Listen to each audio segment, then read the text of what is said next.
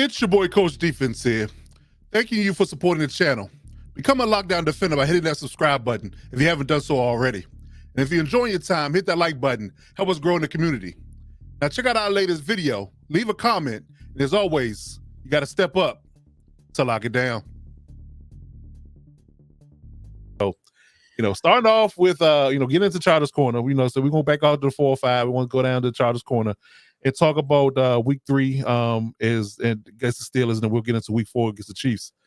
So starting off with week 3, it was interesting. I guess you can say tale of two halves when it comes down to what the Chargers did in week 3. I do believe it was a very even game in the first half. I think it was a counter punch type of deal when it came down to us and the Steelers. I do believe that we were right in the thick of it when it came down to the idea of what we were going to do against them. We were running the ball pretty well. We were passing the ball pretty well. Playing pretty good defense. I think the defense both were challenged a little bit on each side. I think the Steelers were trying to figure things out on our end, and they were trying to figure things out on their end. But I do believe it was a solid half. I think it was pretty even Steven in the first half, and then the wheels fell off. Justin got rolled up on. Rashad injured his pec, so we lost our left tackle first, and then Joe all got rolled up on after Herbert got hurt. I think it might have been the same play that he went out. Joe got rolled up on, and Justin got rolled up on in the same play, and they both went out. So we missing both our tackles, and then Joey Bosa went out early in the game with his hip.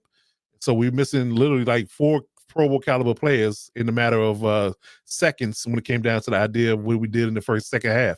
So it just wasn't enough left. And then that goes back to my argument about how maybe they should have sat him this week because of his high ankle sprain. But Justin, he's the prototypical I want to be out there type of guy. And he tried to fight through it, but I think that you were should have played the long game, especially with having the Chiefs this week versus having the Steelers in week 3.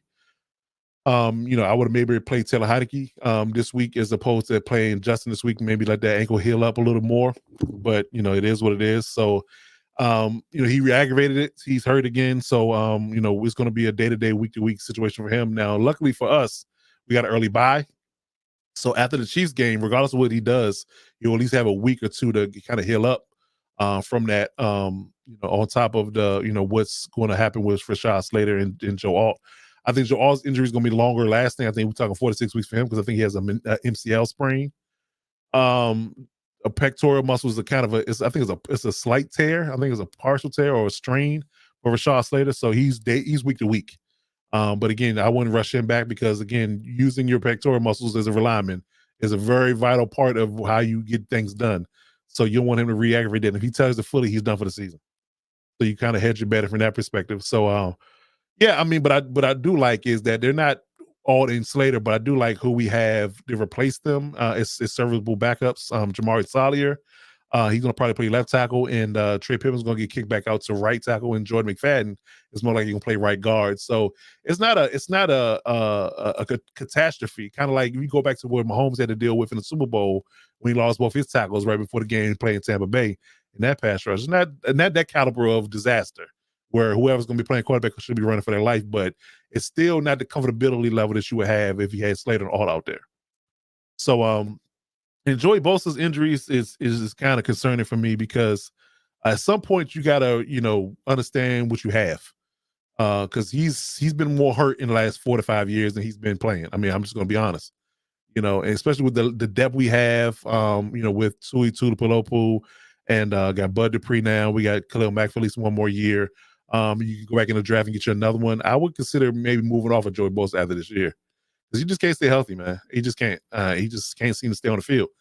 Now they would even try to utilize him in a situation where they kind of use him just as pass rushing specialist type of role, and that he's still getting hurt from that. Like he only playing on third down and still getting injured. So it just, I won't say man made of glass, but it's getting pretty close to it.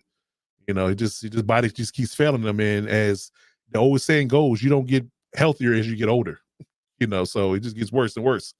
So I would just consider moving out with Joey Bosa in a year, but that's it's down the line. But him being hurt more than he's been playing is an issue for anybody that's in the charge of the organization right now, I'm sure.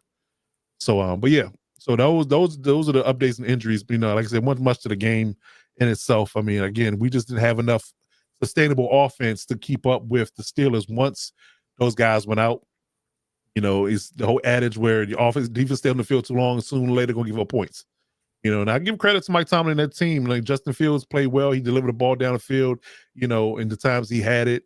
Calvin Austin played an awesome game. He's a really fast, speedy slot guy. Got him the ball in open space. He broke one. Like I said, it was a pretty even game. And then they scored, two touchdown and field goal in the second half. And we had minus yards in the second half. So that tells you how much of a drop off it is to not have Justin Herbert in your tackles mid-game, midstream. So, it was a rough one. It was a rough one to watch, in all honesty. But I will say that I'm glad that they did, silver lining, they did go with Tyler Heineke as the backup versus Easton Stick. I do believe that was a better move. I think he could give us a better chance to win versus Easton Stick if I had to pick between the two. But again, I mean, there is a clear ceiling for both, but I think the ceiling is higher for Heineke. So if they do sit Justin this week, which I think they should do, they should have sat him last week. I definitely believe you should sit him this week just to save him from himself. Give him 2 solid weeks to heal off the ankle, and then maybe you can talk about putting him back out there.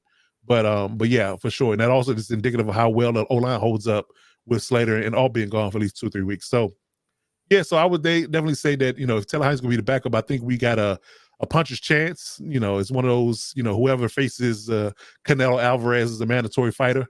It's kind of one of those punching chances. Like, you don't expect him to win, but they might give you a good fight. Might give you a good fight. I think Taylor Heineke gives us a good fight as a quarterback if Justin's going to sit, which I think they should do. So yeah, I mean that pretty much is it for the Steelers game. I mean, like I said, one much to talk about. And again, they scored Calvin Austin, so they won long touchdown. They got a field goal behind that. It was really fast paced game in the second half because again, all the injuries happened. We didn't have no offense to speak of, and in all honesty, they'll have to figure that out. Going into playing KC this week, but I would look at this game as being more of a. And I would just give it a mulligan in all honesty. I know it's a division game, but I would look at it from a long-term perspective and just say I'm going to not more so worry about the health of my team than trying to force guys to play to beat Kansas City one time because you do face them again.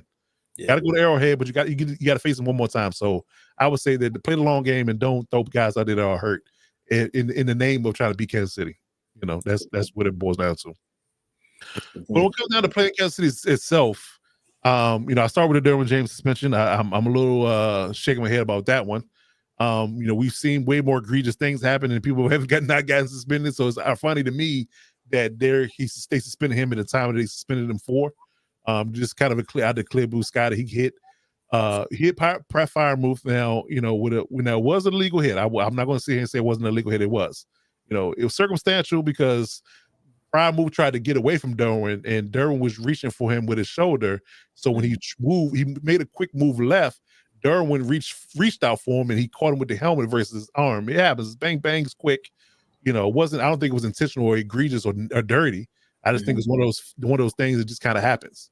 Because the league has to kind of balance that thing too as well, because you have a lot of guys that are offensive players that put their head down too.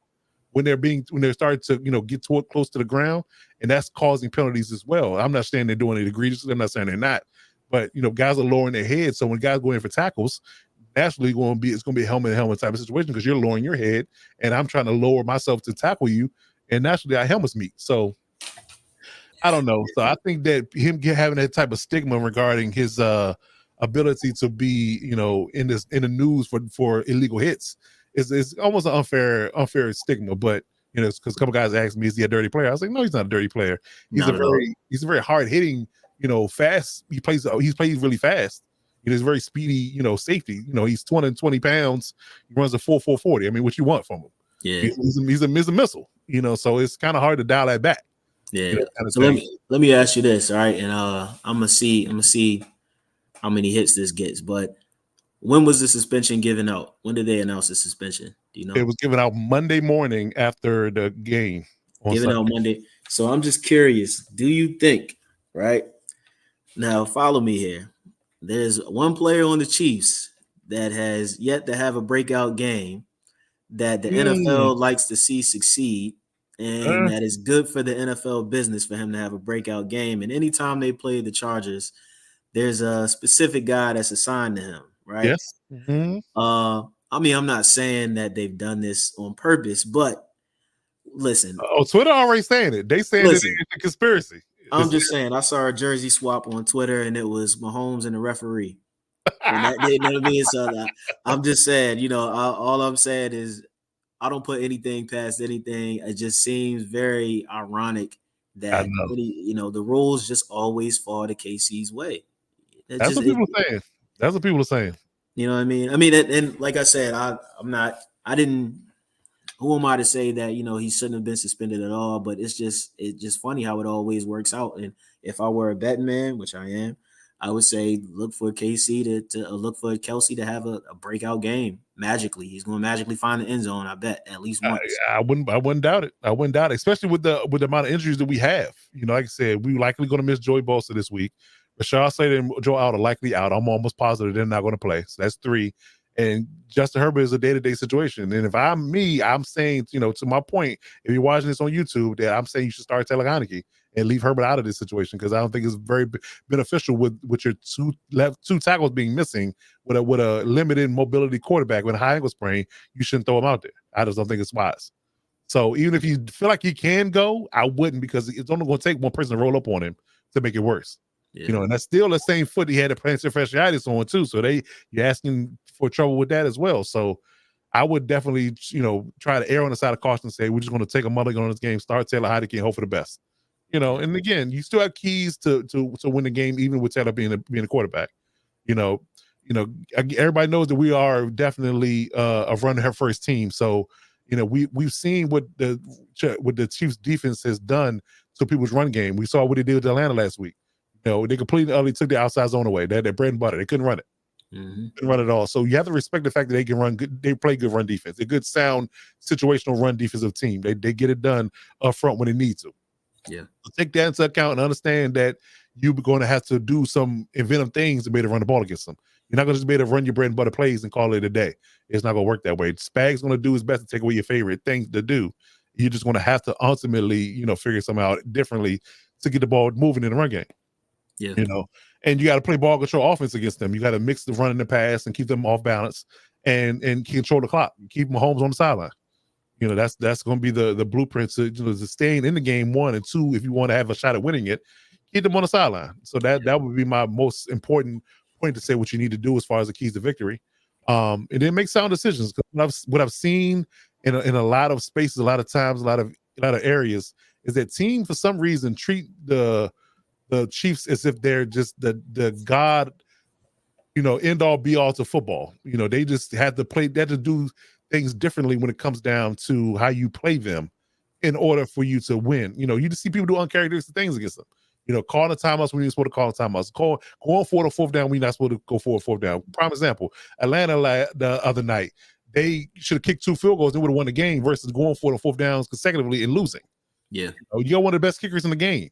Why not kick the field goal when you got time? You're thinking you're not going to get the ball back when you've been playing good defense against them in the second half. Yeah. Trust what you can do well, and just let it just fall where they way. You know, everybody acts nervous and do things out of character when you play the Chiefs. When you making it seem like they're putting up 40 points a game and you can't stop them. That's not the case right now. So just make sound decisions, and if you do that, you'll be in the game at the end, and you can steal it if you play your cards right. Yeah, you know, and that goes down to my final point. Take the points when you get them. If you got to kick field goals, you know, repeatedly because you're not getting in the end zone, then that's fine. Keep putting those points on the board. Keep putting pressure on them to make a mistake. Mahomes is not playing great at this moment. You know what I mean? So keep that pressure on him and allow him to make him beat you. You know, with his arm. You know, because again, he's still trying to build his bit of continuity with Kelsey. Like you said, he's waiting for him to come have a breakout game. Rashee Rice only consistent one they have right now. Everybody else is kind of like, you know, hit or miss. So I would say that you just really got to, you know, hunker down and make them, you know, play sound football for 4 quarters. If you can do that, I think you have a shot at winning the game. And that's for anybody. That's just the Chargers. Yeah. Not just the Chargers. So we'll see how things go. But yeah, but I would say that, you know, just you know, again, it's only one game. You know, I understand it will put us, you know, at 500, but you know, it's just one game. You got a bye week. You know, bring things back into focus and get guys healthy, get guys back in the mix, and and start week 6 after the bye with a healthy, clean slate and start it over and just hit the reset button and go forward from there. Because again, you're going to see the Broncos twice, you're going to see the Raiders one more time, you're going to see the Chiefs one more time. It's not the end of the world. Yep. So I would save your big guns, your heavy hitters for the long haul for my money. So you got anything? Any more questions you want to ask me, fantasy wise or otherwise, before we move on? No, I agree. I think it makes sense. It's all about the long game. It's all about the long game. You mentioned it already. The run game is going to be interesting to see. Taylor Heineke is going to be a good little mix in there. So, it's going to be a good game. I believe if they're able to establish the run, if they're able to do that up front, it's going to be hard with them missing their offensive line, obviously. But if they're able to do that, then what you're going to be able to do, like you mentioned, is keep what's his name, Mahomes off. Not only off the field, but you keep them from getting a rhythm. Right. They haven't really been able to find, the scope and scheme that they've normally been able to run with. So the blueprint is out there. It's just a matter of if they have the personnel to keep up with all the injuries. Indeed. Okay. All right. So we're gonna hope for the best, man. But again, I'm not expecting too much. Just sucks that this happened at the time that we played KC for the first time. Mm-hmm. But again, you got to play the long game and be healthy down the stretch. Because again, beating them one time and being injured for the rest of the season ain't gonna do nobody no good. Not at all. Not at all.